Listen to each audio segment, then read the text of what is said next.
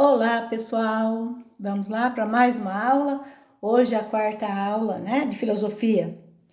E nosso tema de hoje é epistemologia antiga e medieval. Eu vou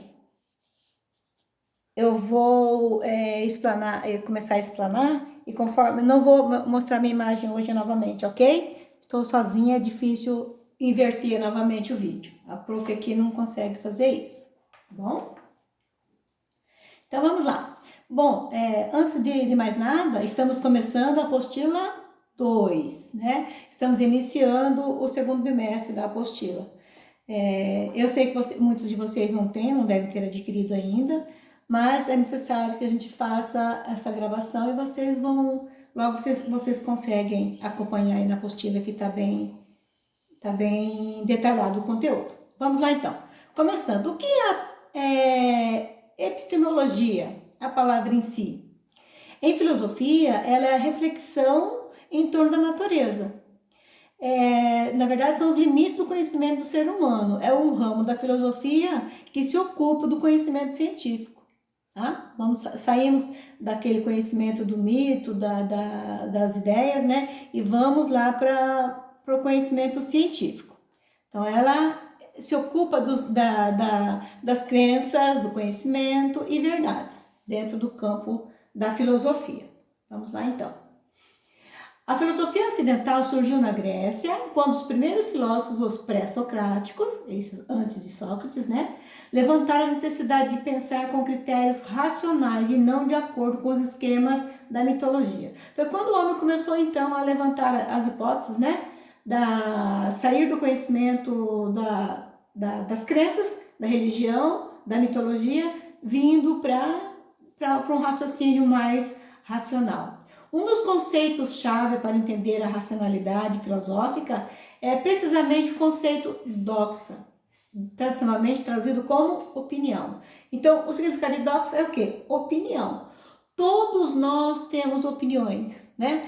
E a opinião que a gente fala é sobre gosto de roupa, gosto de lugares de visitação, gosto até na valorização, de repente, do aspecto físico das pessoas. Eu acho mais bonito assim, eu acho mais bonito assado, né? Essas opiniões diferentes. Então, doxa vem daí, né? Dessas nossas opiniões.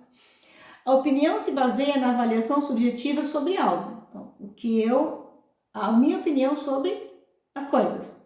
Eu acho que esses bolos estão bons, mas meu amigo acha que é o contrário. As pessoas adoram o bolo de a nega maluca. E aí eu digo, não gosto, eu gosto de chocolate de bolo branco, né? Então, essas opiniões, vamos lá chamar bem dentro do nosso gosto, né? A pluralidade de avaliações pessoais torna impossível construir um verdadeiro conhecimento baseado em simples opinião. Difícil contentarmos a todos, né? Isso já é bem definido aí. Nós não agradamos a todos porque cada um tem a sua opinião e o seu direito de escolha. Se quisermos nos aproximar da verdade, devemos ir pelo caminho do conhecimento ou da episteme. Então, a doxa é a opinião e a episteme é o caminho que vai nos levar ao conhecimento científico, para conhecimento que não tem como mudar, não tem como eu dar opinião, ou é ou não é, né? Para a maioria dos filósofos gregos, a doxa é um substituto do verdadeiro conhecimento. Por meio da opinião, podemos nos comunicar. Se as pessoas não têm opinião, não têm aquela opinião formada, ela não se comunica com os demais, né? Compartilhar experiências e avaliar qualquer aspecto da realidade do ponto de vista individual. No entanto, se queremos saber algo como um critério de verdade e de maneira objetiva, devemos seguir o caminho da episteme, que seria tentar provar cientificamente. Essa distinção entre uma forma ou outra do conhecimento é crucial para a gente compreender as diferenças do que é científico e do que não é, né? O que eu posso provar com ciência, eu preciso usar a episteme para chegar a esse conhecimento. Doxa é a palavra grega que significa opinião, e a episteme é a palavra grega para o conhecimento. Qual a diferença entre doxa e episteme? Se a doxa é a opinião e a episteme é o conhecimento, eu tenho opinião e essa opinião vai me levar ao conhecimento, quando eu consigo usar o aspecto científico, né? Na filosofia platônica, Platão define o dualismo epistemológico, que é a divisão do conhecimento em duas partes. A doxa, que é a opinião, e como se fosse o primeiro conhecimento. Então, a opinião seria o primeiro conhecimento. Eu coloquei aqui um videozinho curto do Maurício de Souza, que ele mostra para a gente ter uma noção, né, das duas opiniões platônicas, da doxa de opinião e depois a episteme. Vamos ver aqui o vídeo. Oh, desculpa.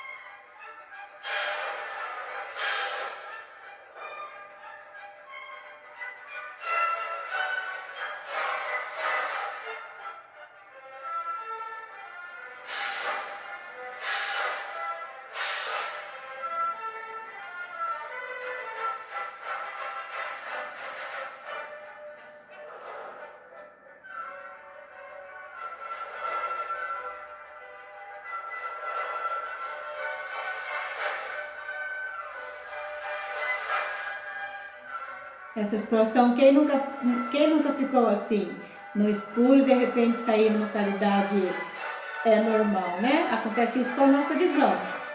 Isso aí ele está querendo dizer o quê? Mostrar o quê? Saindo das ideias para ter novos conhecimentos.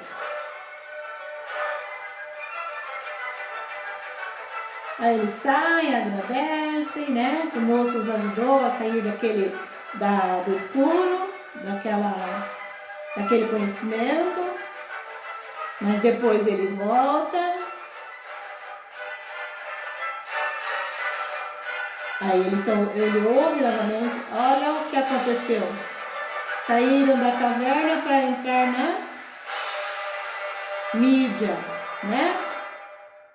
Indo para televisão, que é o que a gente faz hoje, né?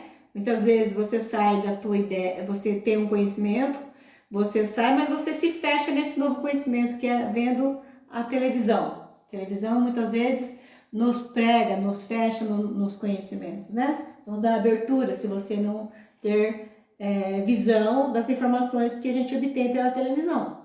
Então é bem interessante essa análise, né, desse videozinho curtinho do Maurício Souza. Saindo daí, então, vamos para a teoria das ideias, né? essas ideias que Platão nos mostra. Uma das concepções mais conhecidas de Platão é a chamada teoria das ideias ou das formas. Através dessa teoria, o filósofo tentou oferecer uma explicação para uma série de questões metafísicas, cosmológicas, políticas e epistemológicas. Questões como o que é a realidade? Como podemos conhecer a realidade? Como o mundo que observamos surgiu? Quem deveria governar a sociedade? Então são assim questionamentos que às vezes a gente faz e não conseguimos chegar a nenhum conceito, né? Nenhum entendimento, ou ficamos em busca sempre em busca de novas informações. Dentro, a Platão, então, escreveu, ele tem um livro sobre a República que tem a alegoria da caverna, você já deve ter ouvido falar. Platão conta uma alegoria para ilustrar vários aspectos do seu pensamento. Então, dentro da alegoria da caverna, ele mostra, né, ele faz-nos repensar os conceitos e verificar o que tem por trás de toda a caverna, dessa obscuridade. Ele convida seu leitor a imaginar uma caverna na qual se encontram várias pessoas amarradas, desde sua infância, de tal forma que são incapazes de ver outra coisa senão o fundo dessa caverna. Então, eles estão amarrados e só vem o fundo, né? Não vê os lados, da forma que eles estão amarrados, não tem como observar outros lados. A única coisa que viram desde seu nascimento são sombras de animais, pessoas e objetos projetados por uma fogueira na entrada da caverna. Na caverna, tendo uma fogueira, né? Então a fogueira que ilumina a caverna, e dentro dessa fogueira, então causa o quê? Causa sombras, né? Essas sombras, quem nunca brincou aqui quando acaba a energia em casa, de fazer aquelas sombras com os dedos, né? E imitamos bichinhos, animais, e um fica adivinhando qual foi o animal que está aparecendo, né? E tenta um aproximar do outro. São sombras que a gente inventa, que através da sombra a gente percebe que não é o real, mas nós podemos criar elementos, né? Imagens na sombra que não são reais.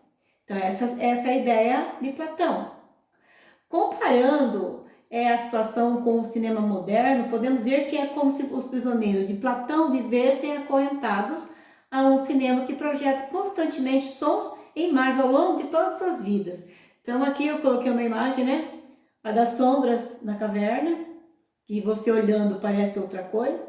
E se a gente for fazer até com a mão, a gente faz animais assustadores, mas nós conseguimos fazer, né? Como as sombras quando não temos energia elétrica, para passar o tempo e até que a energia volte, né? Nesse ponto, Platão pergunta para esses prisioneiros: o que é a realidade? Como jamais viram outra coisa, assumem que a realidade são aquelas sombras projetadas no fundo da caverna e conversam sobre essas sombras como se elas fossem reais, seres reais.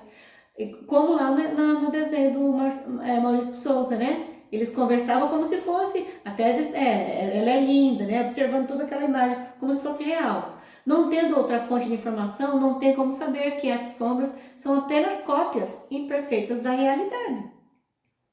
Continuando sua alegoria, Platão nos pergunta: o que aconteceria se um dos prisioneiros tivesse, depois de muito tempo, a oportunidade de se libertar e poder observar a verdadeira realidade? Né? O que aconteceria? Segundo Platão, de início essa pessoa nem sequer seria capaz de enxergar, já que a luz do exterior da caverna ofuscaria sua visão, como mostra lá também no desenho do Maurício de Souza, né? Eles saem da caverna e deitam no chão porque a luz é muito forte. A pessoa fica até meio zonzo, meio tonto, porque não enxerga nada por causa da claridade, da luz que vem até os olhos, que os olhos estão acostumados sem luz e não com a luz do sol. Porém, na medida em que se acostumasse, perceberia que o que viu até então eram apenas sombras da realidade. Essa pessoa perceberia também que até então havia vivido em um mundo ilusório e apenas agora descobriria o que é real, quando passa a enxergar, né, com a luz do dia. Por fim, pergunta: o que aconteceria se esse homem retomasse a caverna e contasse aos seus antigos companheiros o que descobriu? Será que as pessoas que estavam lá na caverna iriam acreditar nele? Se ele sai só, observa e depois volta, ele vai contar o que viu. Será que acreditariam nele? Julgariam um louco e o matariam? Platão acreditava que a segunda opção é a mais provável que a primeira. Pessoas que vivem toda uma vida vendo sombras se recusariam a pensar na possibilidade de que tudo isso fosse irreal, e até mesmo se recusariam a sair da caverna e olhar a realidade verdadeira. Então, se recusariam a sair daquele mundinho, né? E para olhar a verdadeira realidade. E isso é o quê? Quando eu estou no meu mundinho, sem busca de novos conhecimentos, Na verdade, eu não acredito naquilo que vem me dizer. Para eu acreditar, é só através do susto mesmo, como eles lá tiveram, né? Os meninos lá da caverna. O que faz que nós saímos dessa escuridão, desse não conhecimento, é em busca, né, de novos, tentar sair desse mundinho para encontrar novos conhecimentos, em busca de novas realidades. Para conhecer a relação entre a filosofia de Platão e o mito da caverna, é necessário conhecer em mais detalhe a teoria das ideias. Então, o mundo das ideias são as duas teorias, o mundo das ideias e o mundo sensível. O mundo das ideias é aquelas ideias formadas que nós temos. O mundo sensível é aquele que eu vou perceber. Platão concebia a realidade de maneira dualista. Um dualista é aquele que acredita em haver algo a mais do que uma realidade material, né? Então vamos lá. Por exemplo, há pessoas que acreditam que além de um corpo possuímos uma alma, certo? Quem não acredita nisso? O corpo é material, já a alma não. O corpo vai virar cinzas, vai virar pó. E a alma vai para um lugar abençoado, acreditamos nós. Isso seria uma concepção dualista do ser humano. Toda concepção metafísica que defende duas realidades irredutíveis para explicar algo, seja o ser humano, seja o mundo, é chamada de dualista. Platão era dualista em dois aspectos. Ele acreditava que o ser humano é constituído de corpo e alma e que o mundo é constituído de duas realidades: os objetos particulares e as ideias. Os 5 sentidos possibilitam que tomemos conhecimento das coisas que nos cercam, isso que podemos chamar de mundo sensível. Então, o mundo sensível é aquele que nós usamos os 5 sentidos: o olho, o nariz, o ouvido, a boca, a mão, né? Tudo que eu posso sentir, segundo ele, seria o mundo, né? O mundo sensível. E o mundo, e temos também o mundo das ideias. Os 5 sentidos possibilitam que tomemos conhecimentos das coisas que nos cercam. Isso que podemos chamar de mundo sensível, que é aquele que eu já tinha dito. Vamos chamar essas realidades distintas de mundo das ideias e mundo sensível. O primeiro, naturalmente, porque é composto de ideias. E o segundo, porque conhecemos os objetos particulares através da sensação. Então, o mundo das ideias é um e o mundo sensível é outro.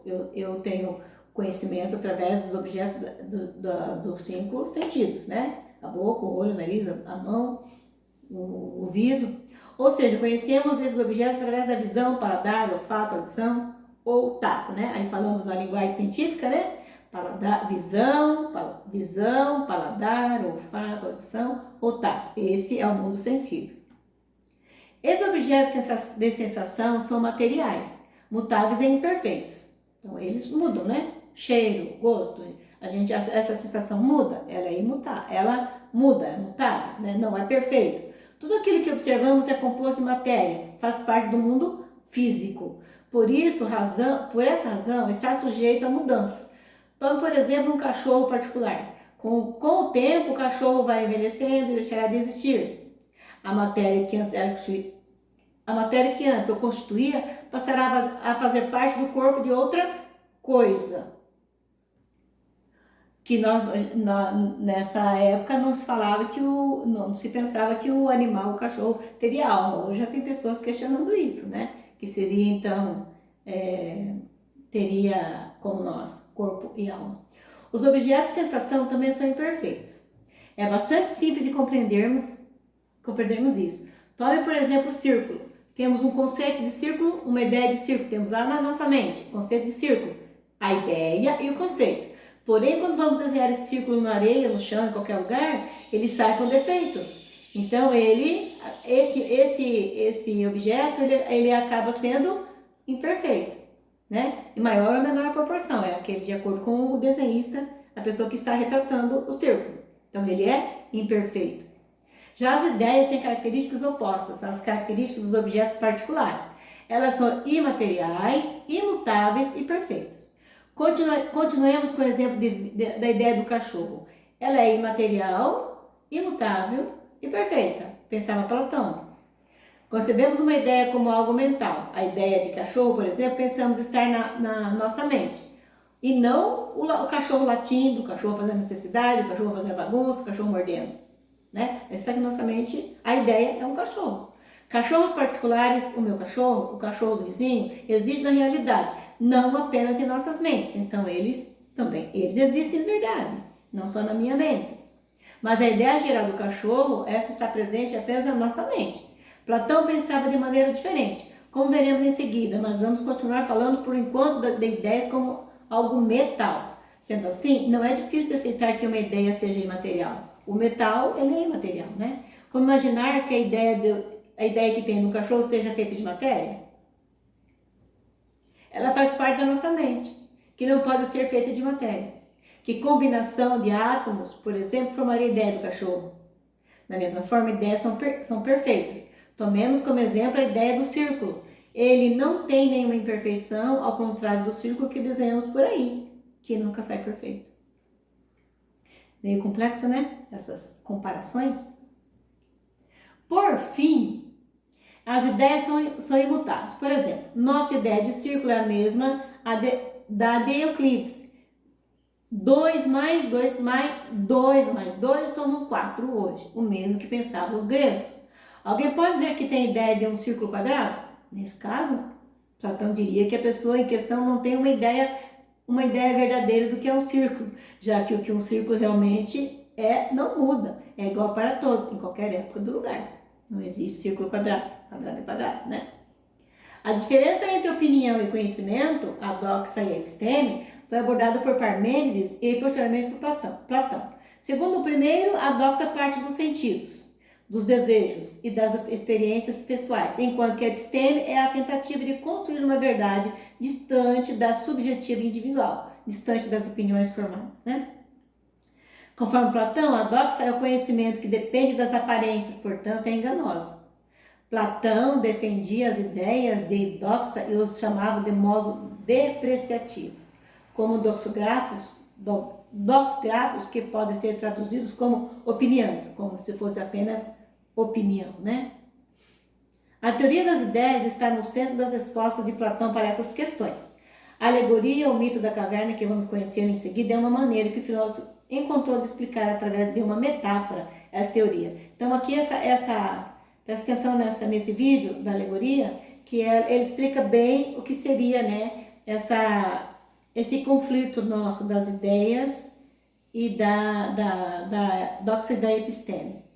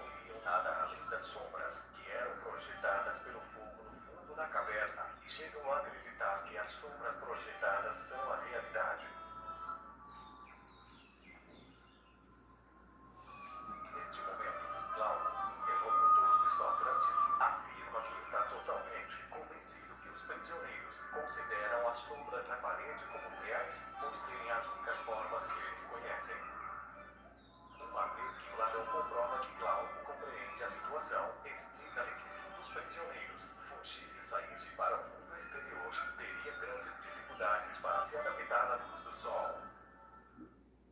No primeiro instante, para não ficar cego, buscaria sombra e olharia apenas as imagens refletidas na água.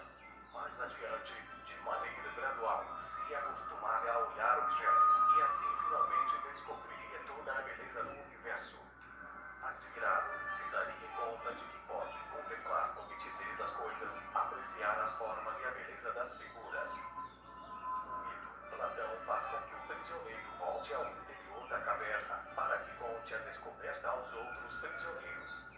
Ali tenta explicar que ele viu a realidade e que os prisioneiros vivem em um mundo falso de sombras. Porém, os pobres prisioneiros, alienados desde a infância, o tornam como novo e rei dele. Os prisioneiros ameaçam que se ele os libertasse, eles o matariam.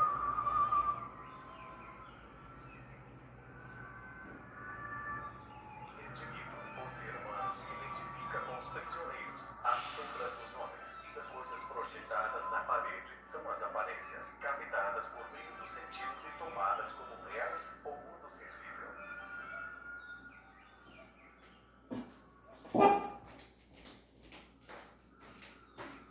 As coisas naturais e o mundo fora da caverna de os prisioneiros não veem ao mundo inteligível, o qual a máxima ideia é a ideia de luminosidade representada pelo sol. Um dos prisioneiros consegue se libertar das correntes e sair da caverna, conhecendo-as no mundo real. Este prisioneiro que se libertou e que deverá guiar os demais para o mundo real representa o filósofo. Somente aqueles capazes de superar o medo e a dor de mover seus músculos para se livrarem das correntes poderão contemplar a beleza do mundo inteligível com os olhos inutilizados. Platão nos mostra, com seu mito, a pluralidade de seu pensamento, a visão da natureza humana, a teoria das ideias e o doloroso processo mediante o qual nós humanos chegamos ao conhecimento e uma visão mais filosófica das ideias.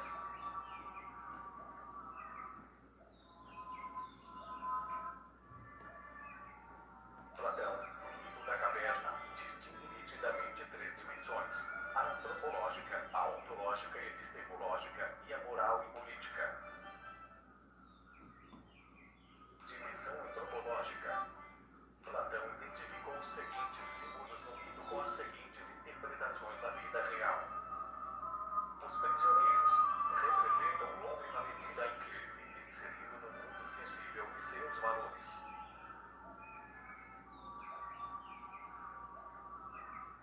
O conhecimento de si mesmos, como sombras, faz referência à identificação da realidade humana com o corpo. A liberação do prisioneiro é o descobrimento de um mundo verdadeiro, o mundo das ideias. Quando o prisioneiro é libertado, reconhece os objetos na caverna, sobe ao mundo exterior e reconhece os objetos do mundo exterior. O filósofo libera moral e intelectualmente sua alma das limitações e correntes do corpo do mundo sensível e ascende ao mundo inteligível. Esta é a prática da dialética e da filosofia. Quando se conhecem a si mesmos no mundo. Bom, pessoal, aí está então, né, a alegoria. A tarefa que vocês têm que fazer para mim, como eu sei que vocês estão sem apostila, né, no momento vocês façam no caderno para eu vistar no caderno, tá? Com base nos seus conhecimentos sobre as informações sobre a alegoria da caverna de Platão, registre os significados simbólicos nela presentes, tais como correntes, sombras e o mundo lá fora da caverna. Então, dentro do que você viu, do que a gente passou, né? Então, vocês vão registrar quais são os símbolos que contém na alegoria. As correntes significa o quê? As sombras e o mundo fora da caverna, ok? Por hoje é só. Até a próxima. Abraço a todos.